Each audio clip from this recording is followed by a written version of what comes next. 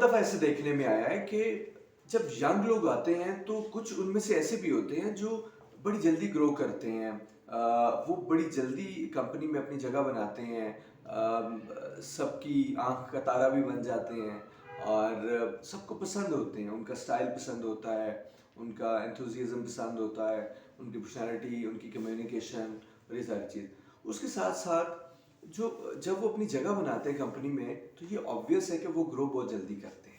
जब वो ग्रो जल्दी करते हैं तो वो सब लोगों को बहुत अच्छे भी नहीं लगते। यानी जो पहले के लोग होते हैं उनको वो खास पसंद नहीं आती ये बात। मतलब कंपनी के पॉइंट ऑफ व्यू से ये तो बहुत अच्छा होता है। बल्कि जो इंडिविजुअल्स आगे निकल जाते हैं ये उनके लिए भी बहुत अच्छा होता है। लेकिन जो कुछ लोग पुराने ऐसे होते हैं जो बहुत अरसे से कंपनियों में उस ऑर्गेनाइजेशन में काम कर रहे होती हैं, जो उनकी तरह ग्रो नहीं करते। तो अब मतलब उनके लिए जो ग्रो नहीं करते, तो बजाय इसके कि वो उनसे जेलस फील करें, उनको वो बुरा समझें, या उनको उनके लिए नेगेटिव रिमार्क्स या नेगेटिव अप्रोच के साथ मीटिंग्स में बैठे और कंपनी में एक अजीब सा माहौल बनाए, उनको ये सीखना चाहिए कि वो क्यों आगे निकलते हैं। तो आज हम ये डिस्कस करेंगे कि उनके आगे निकल जाने के वो क्या फैक्टर्स हैं कि जिसकी वजह से वो आगे निकल गए हैं।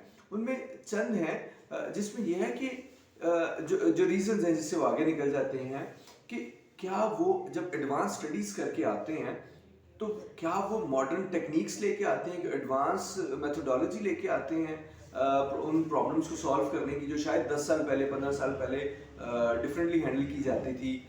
एक तो ये बात है कि वो क्या डिफरेंट टेक्निक लेके आते हैं, मॉडर्न टेक्नोलॉजी लेके आते हैं। दूसरी बात ये है कि वो यंगस्टर हैं तो वो फ्रेश ब्लड होता है।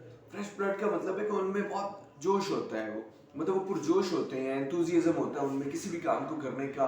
तो वो अपने माइंड को बड़ा एक राइट डायरेक्शन में यूज करते हैं। तो क्या ये रीजन है? This could be one of the reason. और इसके अलावा एक और जो रीजन है वो ये है कि उनके दिमाग में कोई एक्स्ट्रा थॉट्स नहीं होते।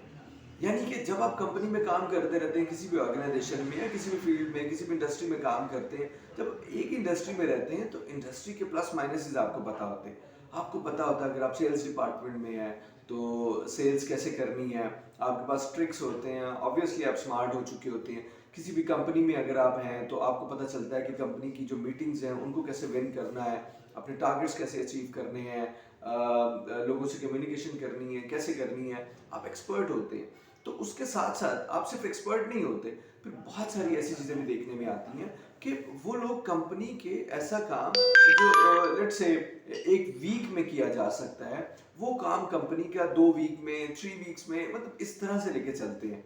तो उनका यंगस्टर की जो अच्छी बात है, जो जिससे वो ग्रो जल्दी करते हैं, वो सबसे पहले ये होता है कि उनको एक्स्ट्रा थॉट्स नहीं आते। मतलब वो सोचते हैं, अपने ब्रेन को यूज करते हैं। वो जो एक्स्ट्रा थॉट्स होते हैं जिसमें काम लिंगर ऑन करते हैं, सिस्टमैटिक डिलेज जो आते हैं, जो अक्सर देखने में आया कि पुराने लोग करते हैं। वो जो यंगस्टर होते हैं वो एक्स्ट्रा थॉट्स नहीं आते जिसकी वजह से वो अपने काम को डिले करें और लेजीनेस का शिकार हों। अब ये चीज़ें ऐसी हैं जिससे पता चलता है कि जो पुराने लोग हैं शायद उन्होंने खुद को, मतलब ये और भी है कि शायद उन्होंने अपनी जो एडवांस टेक्नोलॉजी है या वक्त के साथ साथ अपने नॉलेज बेस को इन्हेंस नहीं किया। यानी कि जो मॉडर्न टेक्नोलॉजी है, मॉडर्न टेक्निक्स है किसी भी काम करने की, वो उससे अवेयर नहीं हुए। उन्होंने सेल्फ लर्निंग के थ्रू किसी भी जॉब पर रहते हुए आप बहुत सी चीज़ें लर्न भी कर सकते हैं, सीख भी सकते हैं नई नई चीज़ें। उन्होंने वो अडॉप्ट नहीं की। वो जो नए मेथड आए हैं प्रॉब्लम सॉल्विंग के, वो अडॉप्ट नहीं किए। नए तरीके से उन्होंने सोचा नहीं।